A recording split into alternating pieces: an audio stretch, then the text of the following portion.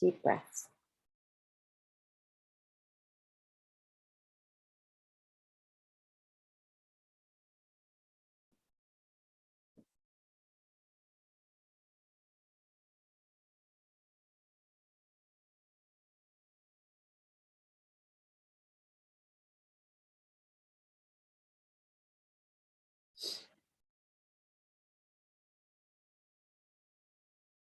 Danielle, could you make Sebastian a co-host?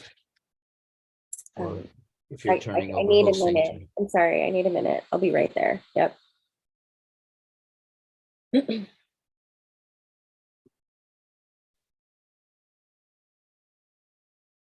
And Carla too, when you get to it.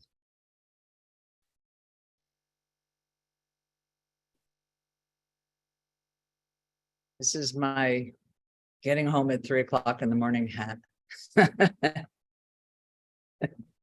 We're live on YouTube. I know. Now YouTube knows. Yeah.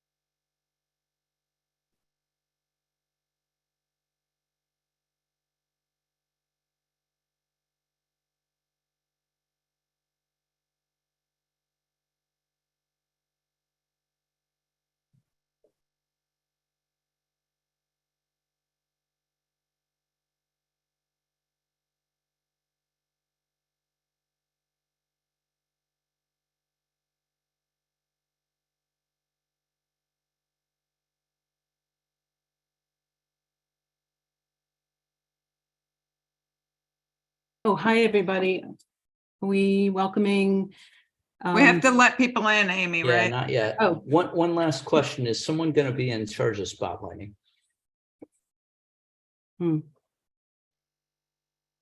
I can spotlight. Does anyone have the agenda to send me or? All right. Alan, I'm going to pass hosting back over to you, and we'll just make sure everything's good with the YouTube. Yeah. Yep.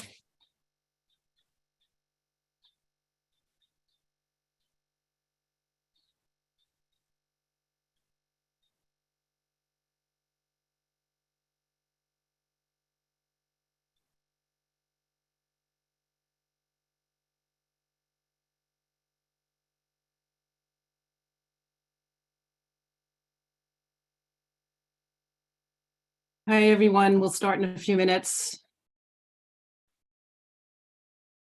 Good morning or good. Yeah, it's 1 minute afternoon. Good afternoon.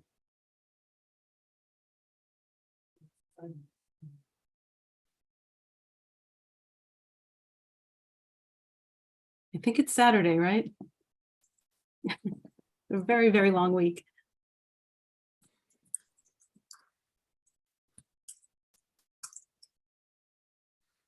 Just as you're coming in, we could just think back to this week, and every day was phenomenal. It was, I've never seen anything like that in my entire life. People out on the campuses of the place we work, just, together, singing, dancing, painting faces on the chalk on the sidewalk, just every form of creative energy to be together and try to make some positive change at the university where we all work.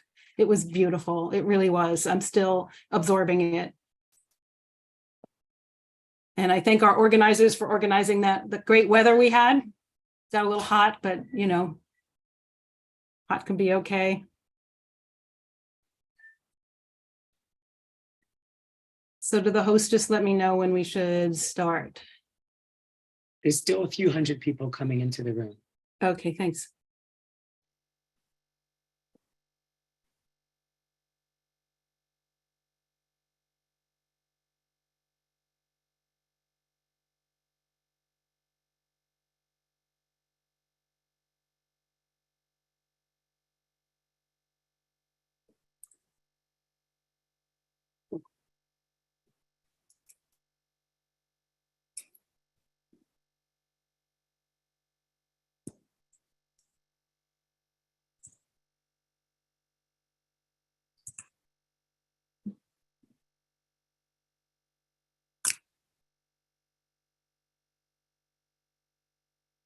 Hey, welcome everybody. We're almost ready to start.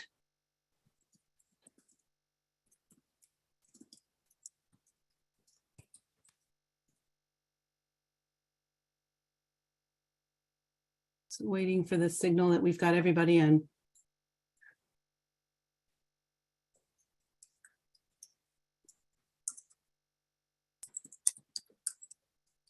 Okay, Amy, you can go ahead. People are in the room. Okay, excellent. So good afternoon, everyone. Thank you all for your patience and for your support during this really incredibly intense and stressful process. We are not done yet, but we feel we've made enough progress on some of the core issues that we were fighting for.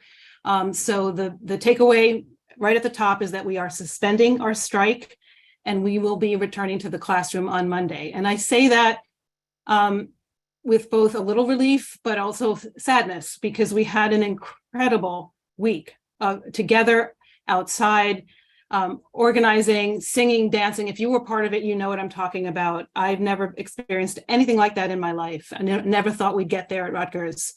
But it was beautiful and it was power and it was powerful. A little more detail of where we are. Late last night, our bargaining teams reached an agreement with management on a framework that addressed the core issues that 2 out of our 3 faculty unions had. The bargaining team reached an agreement with the governor and his staff that we would take this framework, right, back to the executive boards of our unions for a vote, up or down. And if we voted it up, that would be the framework that would be locked in to what we would get in our contracts, right? And if we voted to approve this framework, we would get that in exchange for agreeing to suspend our strike, not end it, because we still have a strike authorization vote, and we still have one union, the medical faculty union, who you hear from, who has not gotten their issues negotiated. And we are standing in solidarity with them, and we are waiting to see their demands met. That's why we have a suspension and not an end. And if we don't get the rest of, we have some also outstanding issues that we still need to negotiate. So we can go back out if we need to, but we're going back to the classroom on Monday. Before we go to the bargaining committee to hear more about what we won and why we think this win is historic, I need to do some thank yous. I personally want to thank the governor and his staff for getting us moving after nearly a year of trying to bargain without this support from outside. I have to thank our bargaining team who sat in a room, I mean, literally in a room for a week. Before that, of course, months, but a week at this table in the governor's office in Trenton. And who did their best to represent their members' interests, who tried to be as transparent as possible, who were democratic, who were fierce, who fought, who pushed back, and who were truly smart and responsive. I cannot thank them enough because I was outside that table. I just visited it for one day, and I saw what it was like. I want to thank our union's legal team, who were phenomenal, and our union staff. I'm not going to call each one of you out, but you are the best organizers in the country. Their work is often invisible. We don't see it, but it made the strike possible. Full stop. Finally, I need to thank the members of our community, our union members, the surrounding community, students, all of us who participated in picketing, marching, singing, dancing. It was exhausting, but it was exhilarating and it was joyful. And again, I feel mixed because I needed that in my life and it was for a good cause. And it was just to see it and feel it and then to let it go is really, really hard. 2 final points. We made history. You don't win everything. We didn't win everything we went out to get. You never do, right? But we won a lot here and we need to acknowledge it. Adjunct faculty has never felt more support from the full-time faculty. This was a campaign, and this is historic for me to reflect on, where those in our community at Rutgers who have the most on the faculty, who get paid the highest, who have the most job security, were in this fight, not for themselves, but for those who had the least. That is really important, and we should all know that. It was amazing to watch. And because of that, we won some tremendous gains, which you'll hear about for PTLs. And second, you can organize contingent workers. We were told it was impossible. We've been doing this for 4 years. It's hard. It takes a long time, but it is possible. So anybody out there who is involved in anything in their future or present time where you're told you cannot organize contingent people who are working part-time, it is not true. You can. It's possible. We did it. So thank you, everybody. I'm going to pass it over now to Becky Given, the president of the Full-Time Grad Faculty Union, who I have nothing but the utmost respect for, and I can't imagine how tired she is right now. Becky? Thanks so much, Amy. Hi, everyone.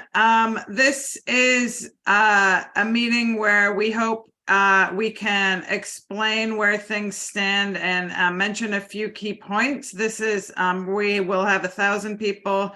We have the media, we're live streaming to YouTube. So it's a space that doesn't work particularly well for discussion. So we're going to be rolling out a schedule of meetings and more deliberative spaces closer to home on our campuses, chapter meetings, and all of that, so that there's lots of opportunities to talk about where we are, where things stand, and what the next steps are.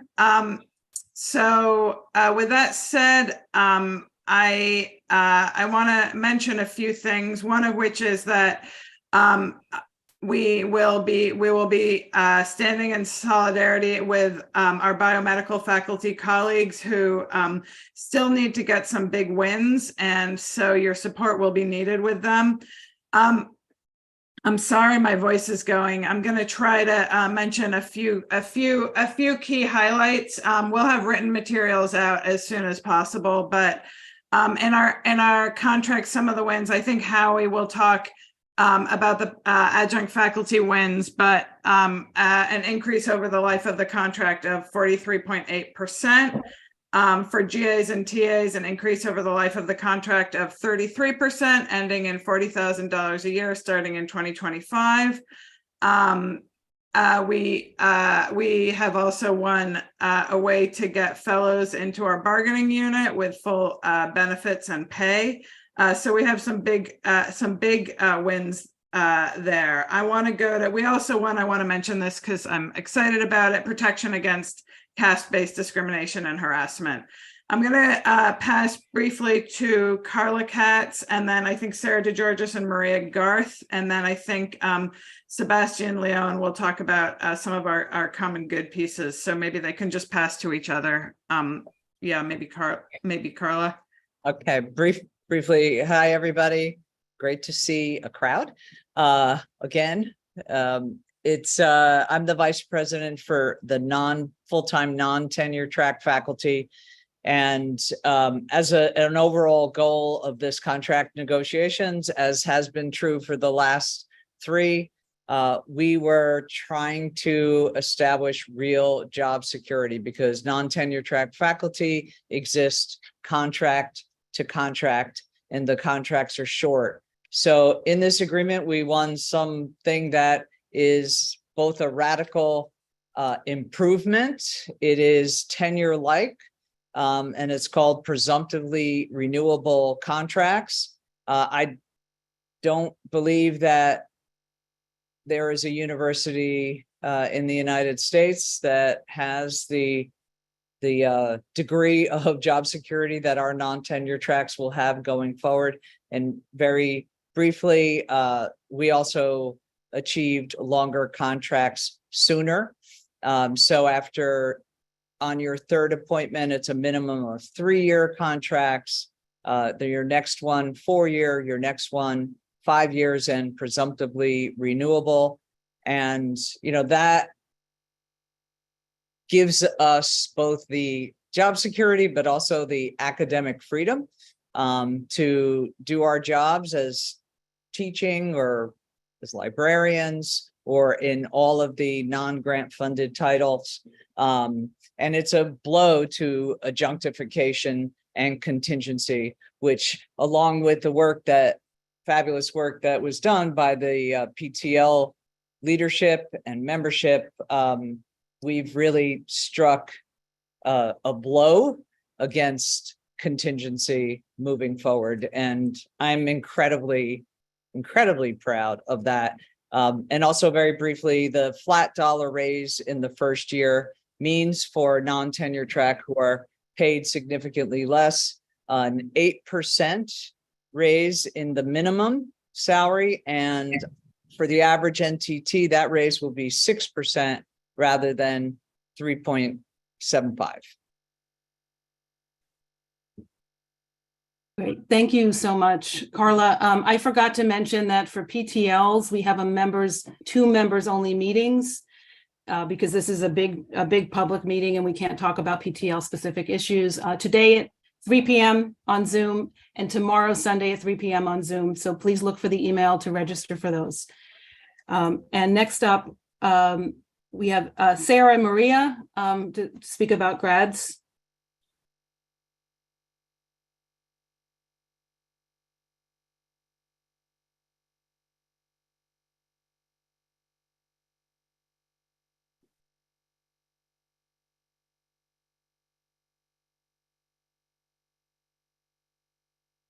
Hi, everyone. Sorry, I was muted. My name is Sarah DeGeorgis. I am a grad worker in the Department of Public Policy and Administration at Rutgers Camden. I am also the co-vice chair of our union's bargaining committee along with Carla Katz. And I'm sorry, I'm really tired right now, as we all are, because we've gotten like very few hours of sleep this week. And yeah, we've been bargaining all day. So Maria, Garth, and I are going to present the grad aspects of this. I'm going to pass it to Maria to go over the salary, and then I will cover the rest of it. So Maria, why don't you go ahead? Thanks, Sarah. Hi, everyone. I'm Maria Garth. I'm a grad worker in art history in New Brunswick, and I'm part of the bargaining committee along with Sarah. Sarah and I were the two grads on the bargaining committee. So I'll talk about the salary that we got. So this is for academic year. As you know, there are two types of appointments. There's academic year and calendar year. So for academic year, for year one, which is retroactive to 2022, when the contract ended. So this past year, this payment would be coming to you now. Year one is $33,178 plus a lump sum of $1,500, which would be $34,678 total for this past year, 2022. Then year two, for 2023 is $35,335. Year three is $36,395. And then in year four, 2025, the last year of the contract, we would be at $40,000. So I do want to acknowledge that this is short of a living wage, and I know that there is dissatisfaction about that. Grads do deserve to be paid more, but this is an improvement on what we have now. Okay, thank you so much, Sarah and Maria. And next, can we go to, I lost my Hang on. here. Sarah was gonna- Sorry. I didn't. Oh, you're not done? Sorry. Can I? Yeah, go ahead, Amy, Sarah. I'm going to do the rest. Sorry. Thank you, Maria. So yes, besides salary, we won some other important things for grads. Importantly, we won fellows recognition. We have been working on this for a really long time. So now we have a process to get graduate fellows represented by our union, which means they would have health insurance and a bump in their salaries up to the TA and GA contract minimum, which is really exciting. And then we have a lot of other grad demands that are still very important to us and that are still open that I'm just going to run through very quickly so people understand that these are still open. That is the guaranteed 5 years of funding. Right now we do have that in language that begins a little bit late, but we would like it earlier. We have the COVID extensions are still on the table, and importantly, we have a $5,000 subsidy for graduate workers who are parents for childcare. So those are some of our very important grad demands that are still on the table. Thank you. Great. Thanks, Sarah. Thanks, Maria. Next we go to Sebastian to speak about, is it postdocs? Oh, no, is it postdocs that you're, Sebastian? Hey, thank you, Amy. Thank you, everyone. So, hi, everyone. My name is Sebastian. I'm here to provide a brief update and some context on the bargaining for the common good demand, Sorry. or BCG. First and foremost, an enormous thank you to our coalition, especially the efforts of our partners, New Labor, Cosecha, Rutgers One, and really a overwhelming swath of undergraduate and graduate leaders who really brought these BCG or common good demands to life. I'm happy to report that while what we were able to secure currently is far from perfect, far from ideal, far from the vision that many of us were thinking through together, it is a critical step forward, an enormous gain, an enormous change in precedent for what the scope of bargaining can entail. And in terms of the nuts and bolts, we were able to operationalize 3 out of the 4 original demands. And for context, for those who may have been overwhelmed with information, and understandably so, the 4 original demands were an affordable housing program to stabilize the cost of housing. The second was a beloved community fund. The third was a debt forgiveness program. And the fourth was a community union university table where regular meetings could take place to include members of the community. We were able to move on 3 out of the 4. The one that was not able to proceed was the affordable housing program for reasons beyond the scope of what we can discuss here. And on the beloved community fund, as many of you know, we requested $1 million in seed funding. We were hit back originally with $250K as a fundraising match. And currently we have 600,000 renewable on an annual basis on the table. So while these are perhaps disappointing numbers for many, and again, understandably so, by virtue of having it in this contract, it creates a groundbreaking precedent, again, for including members of our community in the bargaining process. Last but not least, I just want to briefly add some broader context. There are some very positive best practices that we can see in other places around the country, including CTU or the Chicago Teachers Union. I just want to emphasize, based on what some of our leadership has been discussing, is that CTU has gone on strike 13 times and has only recently secured common good demands in 2020, whereas we have gone on strike 1 time and we were able to move forward on these very important gains in the spirit of bargaining for the common good. And with that, I want to thank you all. I know we're still in the thick of it. There's a lot more work to do, and please keep the faith that this is an important step forward in a long-term, very long-term process. So thank you. Thanks so much. Becky, back to you. Yeah, I just want to say a couple things about our postdocs and EOF counselors. We'll have the bargaining status sheet that was posted in the chat updated, I think, in the next couple of hours, and much more written materials, as well as all of the members' meetings that we'll have.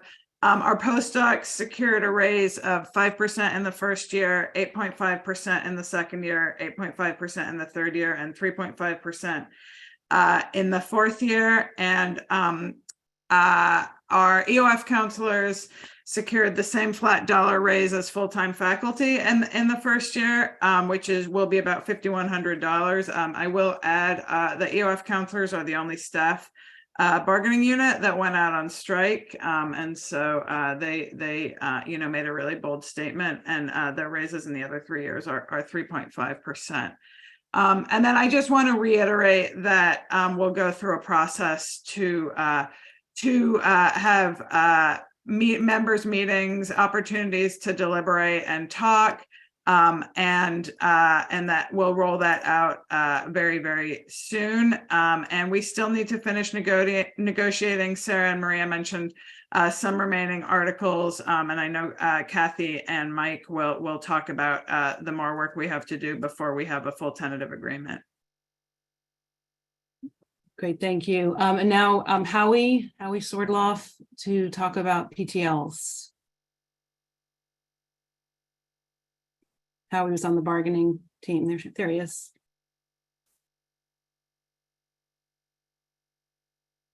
Oh, you have to unmute.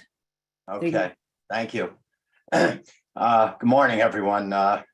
Here we are after 5 days of marathon bargaining, and I'm going to give you some granular details because I know that many of the adjuncts out there would like to know exactly what we won. I'll try to be quick though.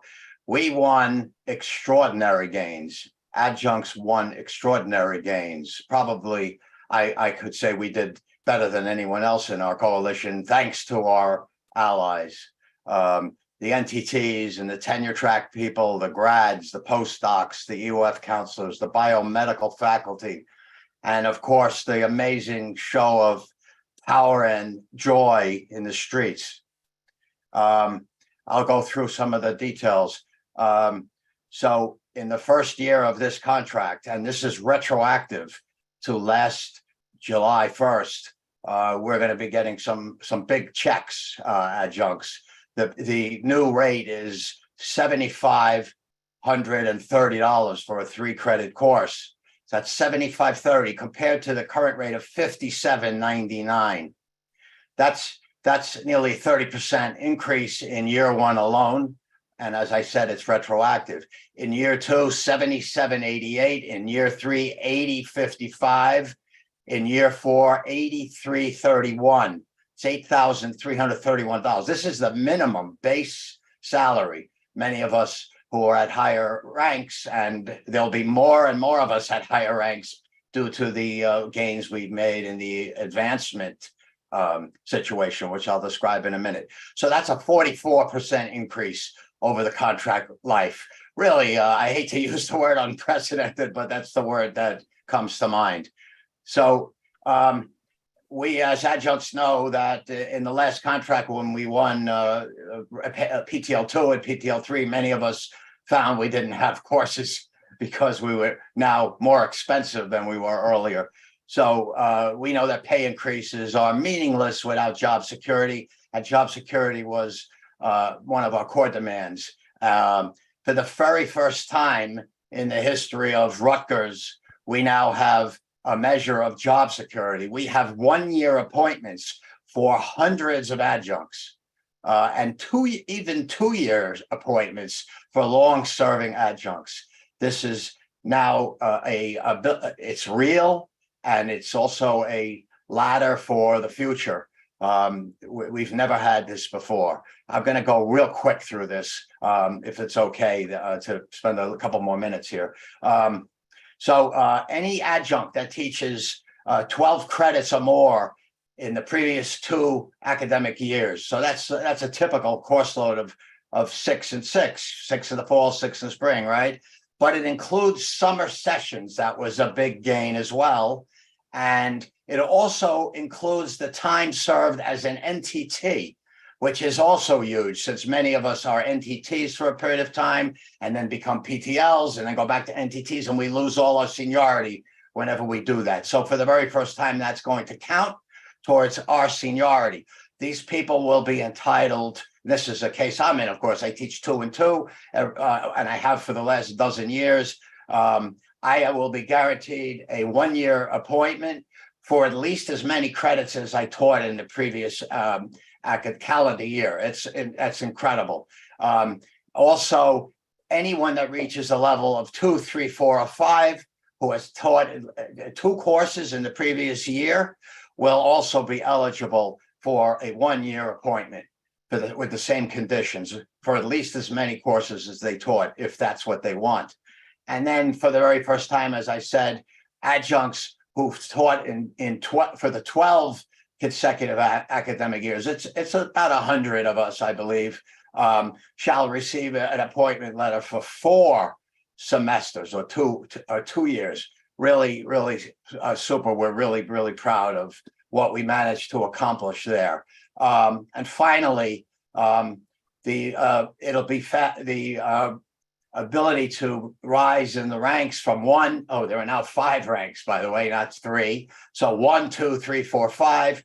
The ability to rise in the ranks will be faster. There's going to be a credit alternative, not just semesters, but the number of semesters has been reduced from the current 12 to 10. So that will bring in more people, give more people the ability to rise in the ranks. And that's another big gain for us. And just two more things. There's so many improvements. I can't even begin to go through them with you. But one more, we won binding arbitration for the very first time. Adjuncts will have binding arbitration for grievances. That's really quite a breakthrough. And also, of course, increased money for professional development. I hope everybody will take advantage of that. So I'll stop because we have a lot of stuff to go through, but we're really, really excited and elated. So all power to the people. Thanks, Howie. And just reiterating that we have a members only meeting today on Zoom at 3 and tomorrow on Zoom at 3. There's a lot in this contract. We did not win healthcare. We are not done fighting. We are fighting for healthcare. We just couldn't get it in this framework. So we understand that that's one of our 3 demands. So we didn't win everything, and that's not acceptable. We're going to keep fighting for that. So just have to say that. So now I'm turning to Mike and Kathy to talk about the medical faculty and where they are.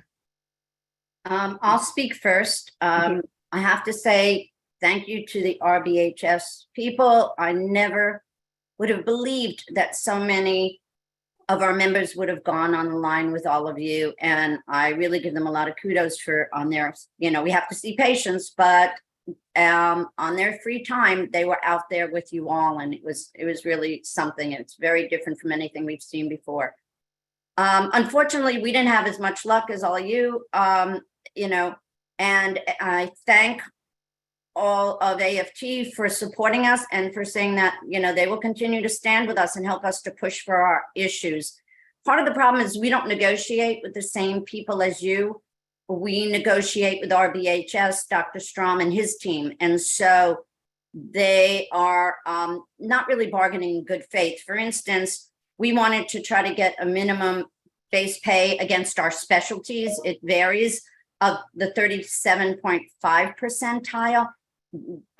They were at 32, we countered 35, and they counted 33. That's not bargaining in good faith. Unbelievably, they won't give doctors, researchers, healthcare professionals parental leave. I mean, how they did offer to give us parental leave and take away much of our sick time. That is an insult to doctors who were on the line in COVID. Multiple times they got sick and had to stay out.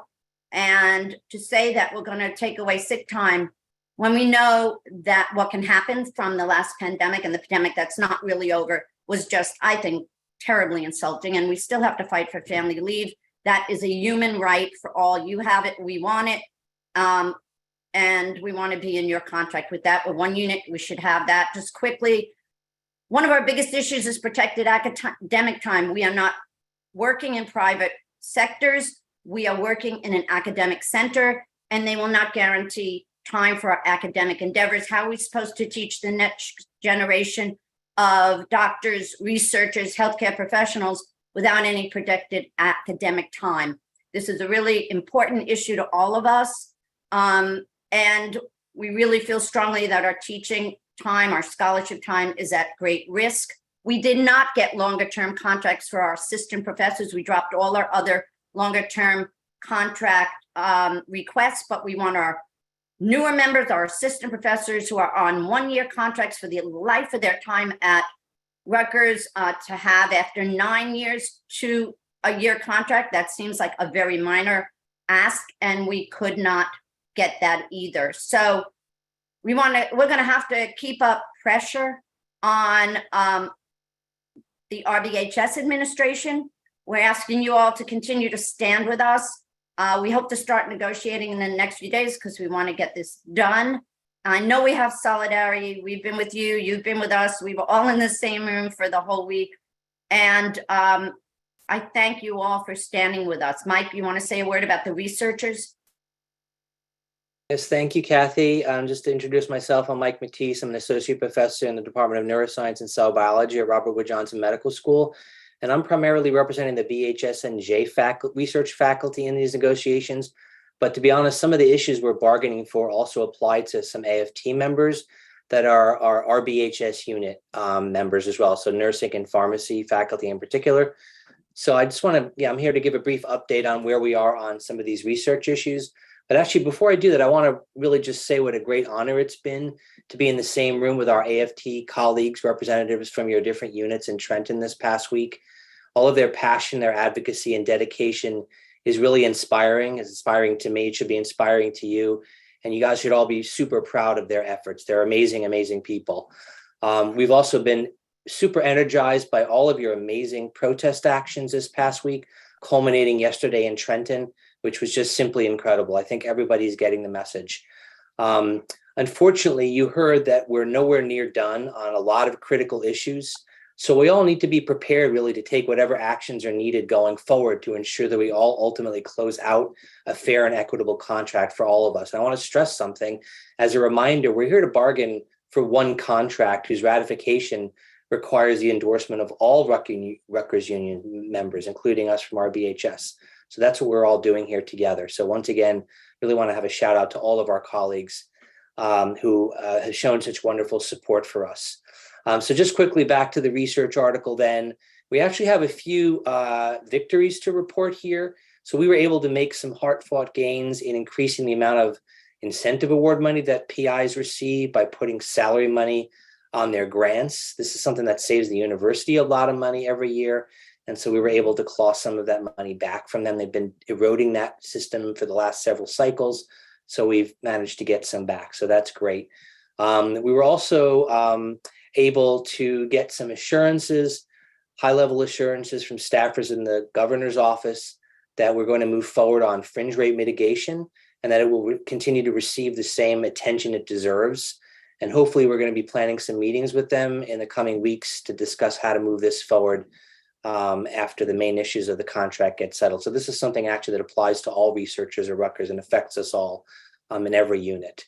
We're also continuing to fight for university-wide improvements in the Bridge Research Funding Program, which is really a critical mechanism to support lab worker salaries, in particular through gaps in research funding. So we're still working on that. We're also, just like everyone else here, we're fighting for some of the basic rights that we all have, such as paid family leave and detenuring protection that's equivalent to our Rutgers AFT colleagues. And we think we deserve that as well. And I think, we have a slightly different issue in our unit. We're actually bargaining really mostly with the RBHS administration. And so it'll be important in these coming weeks really to convey the message that we really won Rutgers and that all the faculty members here deserve the same fair policies and treatments, and then they can't view us as second-class citizens or divide and conquer us as they have been so successful at doing in the past. So once again, thank you all for your solidarity, and it's wonderful to see so many people here. Thank you so much, Mike. And again, this is a public forum. We have members meetings that we're scheduling. The PTLs will have one today at 3 o'clock and tomorrow at 3 o'clock on Zoom. So we just sent out an email about that. And Donna Murch is going to speak to us about the campaign. Thank you, Donna. Hi, everyone. I just want to, first of all, say, I think that we've seen something remarkable happen this week.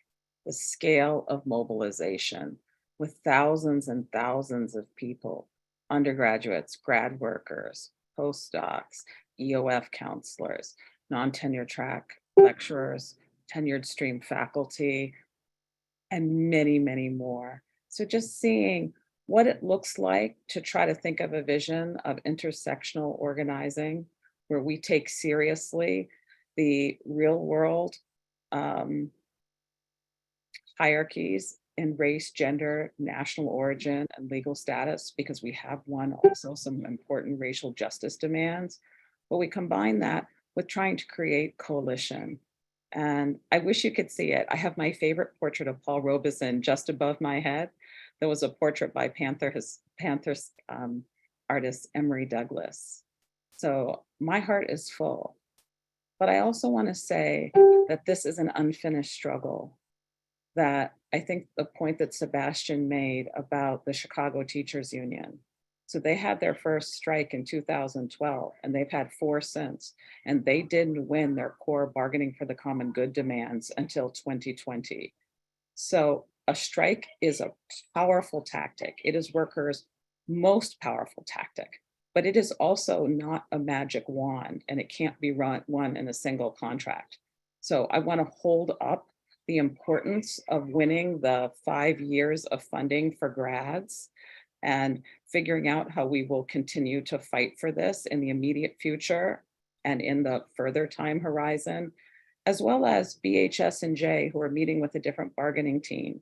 But I want to flag that these fights will continue. But it's important to understand that each job category has won many concessions that we have to take seriously, and that we have to think through the lens of coalition, which means that not any one job category cannot get everything it wants. And when I hear this as a whole, it is an amazing, amazing accomplishment. I also do want to say thank you to the governor and the governor's staff, because we were facing a criminal injunction in which Jonathan Holloway was prepared to walk away from the table and to go to the courts and to criminalize our strike. So this was won under enormous duress, and the people that are most responsible are all the people who withheld their labor and participated in the pickets and led these struggles. But this also happened under conditions that were not of our own making. And I will say one thing that I've learned from the struggle is that you see the constraints that exist for labor unions in this country. You really do. And we came together collectively to try to fight that. But this is not the end of our fight.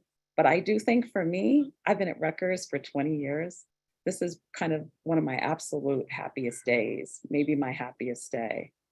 So the fight continues, but I just wanted to hold up what we have accomplished together. But remember, BHS and J is still negotiating, and we still have outstanding terms on several things. But I just wanted to end the meeting with a sense of hope and accomplishment, because it's accomplishment that also allows us to fight for more, which is very important. So thank you all. Thank you, Donna.